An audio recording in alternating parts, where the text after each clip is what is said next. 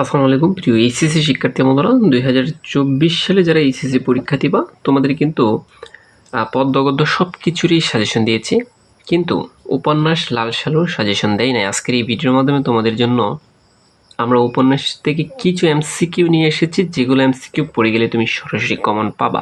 So ভিডিওটা ধৈর্য সহকারে দেখতে থাকো। তার আগে বলে রাখি, প্রত্যেকটা টপিক শুরু করার আগে আমি এটার মূল কাহিনীটা বলি, তারপর হচ্ছে আলোচনা করি আমরা। লাল সালু এটা হচ্ছে মূলত উপন্যাস। এটার লেখক কে? এটার লেখক হচ্ছে সৈয়দ অলিউল্লাহ। তার জন্ম হচ্ছে 15ই আগস্ট 1922 সালে, ঠিক আছে, বা খ্রিস্টাব্দে। তার জন্মসাল ষোলশহর চট্টগ্রাম, আদিনিবাস নোয়াখালী। এটা ভালো করে পড়বা। তারপর তার জীবনীগুলো একটু রিডিং করে নেওয়া, ঠিক আছে। এখানে বেশি ইম্পর্টেন্ট নেই এগুলো, কিন্তু সবচেয়ে ইম্পর্টেন্ট যেগুলো আমরা এগুলো আলোচনা করবো আজকের এই ভিডিওর মাধ্যমে।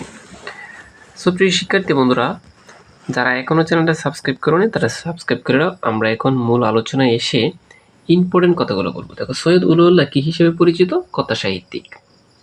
হাতে লেখা কোন পত্রিকা তিনি সম্পাদনা করেন এবং কখন? এটা বলছে ফেনী স্কুলের ছাত্র অবস্থায় ভোরের আলো নামে। সো এটা হচ্ছে তার লেখক সম্পর্কে কিছু ইম্পর্টেন্ট। লেখক সম্পর্কে বলতে আমি এই সবগুলো পড়ার দরকার নেই, আমি যেগুলো দেখাবো এগুলো জাস্ট পড়বা। তার স্ত্রীকে ফরাসি নাগরিক অ্যান মেরি থিবু, ঠিক আছে। তো এইটা খুব ইম্পর্টেন্ট। তারপর কে উপন্যাসটি ফরাসি অনুবাদ করেন?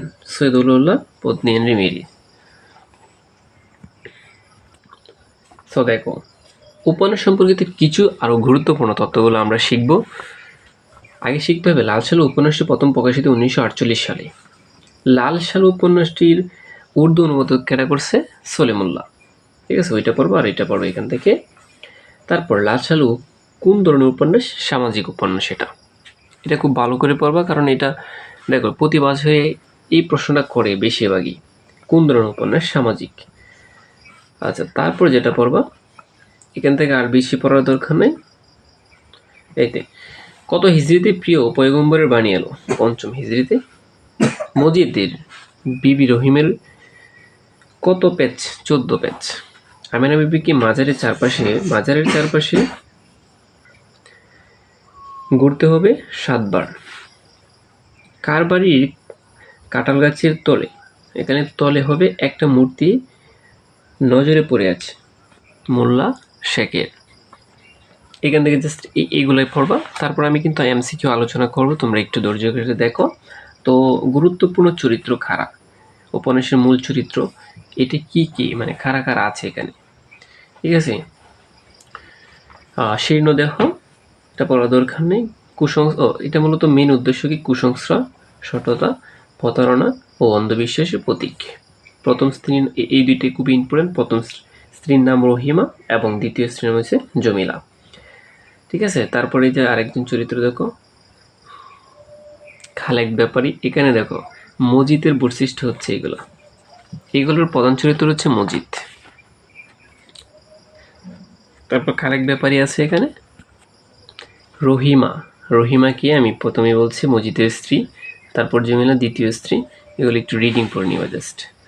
তারপর তাহের কাদেরের বাপ একটা চরিত্র, হাসনির মা, দুদু মিয়া, আমেনা, ঠিক আছে। এই ছিল চরিত্র। এই চরিত্রগুলো একটু মুখস্থ করতে হবে তোমার। এখন আমরা সরাসরি এমসিকিউ প্র্যাকটিস করবো। প্রিয় শিক্ষার্থী বন্ধুরা, অনেক ইম্পর্টেন্ট এমসিকিউগুলো ভিডিওটা ধৈর্য সহকারে দেখতে থাকো। আর যদি এটা একটা ভিডিওতে না দিতে পারি তাহলে অবশ্যই তোমাদেরকে আমি পরবর্তী ভিডিওতে দিব এটা, ঠিক আছে। তোমরা বলেছিলে যে স্যার লেট হোক, কিন্তু আমাদেরকে ফুল ভিডিওটা বুঝিয়ে আনতে। দেখো, মোদির জামিলকে কোথায় বেঁধে রেখেছিল? এটা অবশ্যই তোমরা জানো, কমেন্টে জানাও। তো অবশ্যই এটা আমাকে কমেন্ট বক্সে জানাবা। এটা একদম সহজ, যারা উপন্যাস পড়ছো তাদের জন্য, ঠিক আছে। তো তারপর যাই, আমি ইম্পর্টেন্টগুলো দিব তোমাকে আজকে, মাত্র কয়েকটা এমসিকিউ দেব।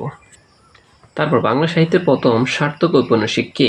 এটা হচ্ছে বঙ্কিমচন্দ্র চট্টোপাধ্যায়। তিনি সর্বপ্রথম উপন্যাস লিখেছে এবং তার লেখা উপন্যাসের সংখ্যা হচ্ছে 14টি। তারপর হাশূন্য কথাটির অর্থ কি? হাশূন্য কথাটির অর্থ কি? মানসিক।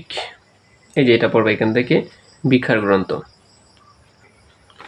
তারপর দেখো সৈয়দ অলিউল্লাহ জন্ম, ঠিক আছে। 1922 খ্রিস্টাব্দের 15ই আগস্ট। লাল সালু উপন্যাসটি কত সালে প্রকাশিত? এবছরের জন্য খুব ইম্পর্ট্যান্ট, মোস্ট ইম্পর্ট্যান্ট, আমি বারে বারে বলছি। 1948 না 47 সেটা অবশ্যই জানো, ঠিক আছে।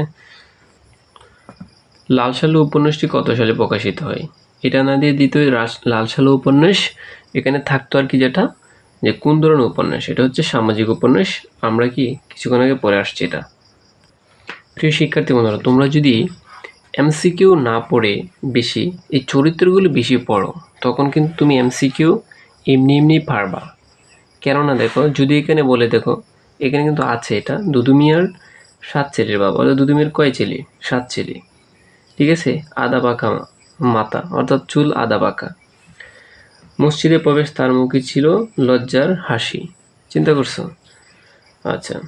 গাধার মতো পিঠে গাড়ে সমান, এটা বলছে। তার উক্তি হচ্ছে আমি গরিব মূর্খ মানুষ। প্রিয় শিক্ষার্থী বন্ধুরা, দেখা হবে তোমাদের সাথে নাটকের ভিডিও নিয়ে। অবশ্যই তোমরা ভিডিও ছেড়ে কমেন্ট বক্সে জানাতে পারো।